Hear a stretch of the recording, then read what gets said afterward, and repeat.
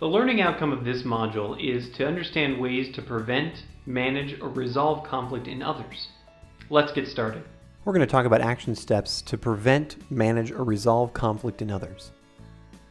First, let's discuss who and when. In your organization, you can probably spot conflict between others a mile away. If you need to diffuse a conflict, first answer 2 questions. First, are you the right person to facilitate a resolution? If you're a superior to both of the people in question, or someone who works closely with both of them without being perceived as favoring one party or the other, you might be able to help. Ask both parties individually if you can assist by being a neutral mediator. Second, what's the right time to approach the issue? Because if you attempt to intervene when discussions become heated and both parties are showing more emotion than logic, it's highly unlikely you'll be successful in negotiating a resolution. Identify a mutually agreeable time in the future when all the parties can discuss the issue calmly. But of course, don't wait too long because you want to be able to nip it in the bud. Next, facilitate the meeting. When you've got the 2 parties together, open the discussion by acknowledging the conflict. Say something like, "Hey, thanks for coming today. I know this is a difficult situation, but we're here to work together to resolve it." The next thing you want to do is to obtain agreement from both of the parties on a few ground rules for discussing the disagreement. Things like make sure that you listen to each other without interrupting, or to focus on the issue and not the person, and to make sure that you agree to take a break if the discussion becomes heated or emotional. Then solicit from each party a few reasons why resolving the conflict would be worthwhile. This is a great way to get a subordinate goal going. Next, obtain agreement from both parties that they'll commit to finding a solution. You can say something like, "I'm here as your facilitator. I want to ask your agreement that we commit to resolving this issue, whatever it takes. Can you agree to that?"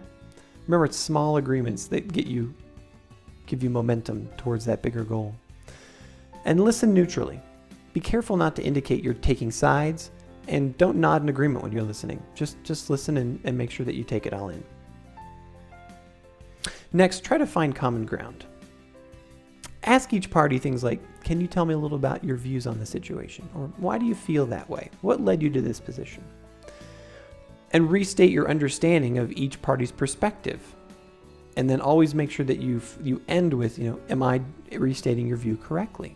Because you want to make sure you get it right. Then turn to the other party and ask, "What questions do you have? Can you understand why they might feel this way? Is there anything here that you can agree with? Or where's some common ground that we might have?" Then switch. Do that all over again with, in an opposite fashion.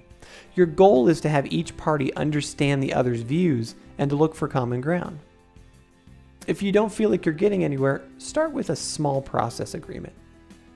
Say, can we agree to spend an hour working on this together? Or can we all agree that it would be nice to solve this problem? Because what you're getting them to start having an agreement on something that has nothing related to the problem so that you can start building momentum.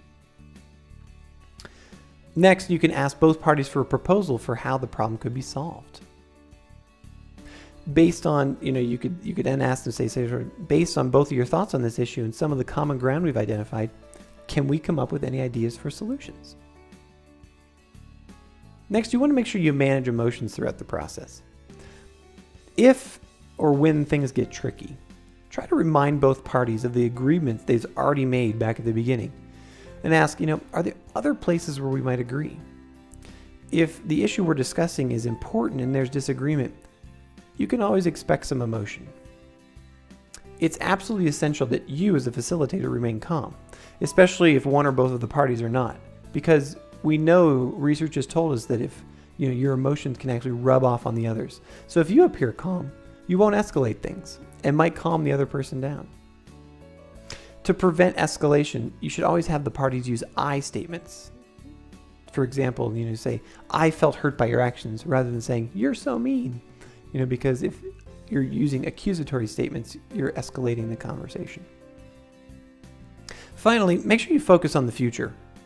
Because when you're working towards a mutual agreement, focusing on the future is essential, not the past.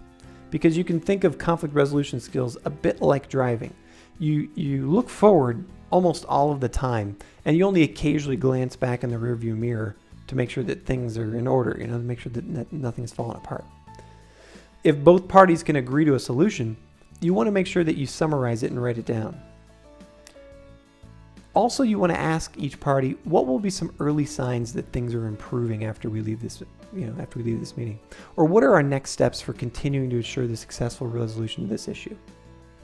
Try to capture the actions and agreements and make sure both parties are very clear about their committed plan to move forward. If you can't reach a solution, stress that you cannot solve the problem for them. You're a facilitator. They have to own the solution to their problem. And then ask them for options about how to move forward. If both parties can agree, help them to determine the next steps. For example, if they just want to take some time to cool off, then that's great. They can take some time to cool off, but then help them set a date for the next conversation. This is the way that you always focus on the future and continue to work on diffusing conflict in others. We hope you found this module on diffusing conflict in others useful. Remember, there's a complete transcript of this video below, and there are downloadable takeaways that you can use offline. Also, leave us a comment below about how you're better at diffusing conflict in others today. Or leave us a comment about how we can make this section better. Thanks.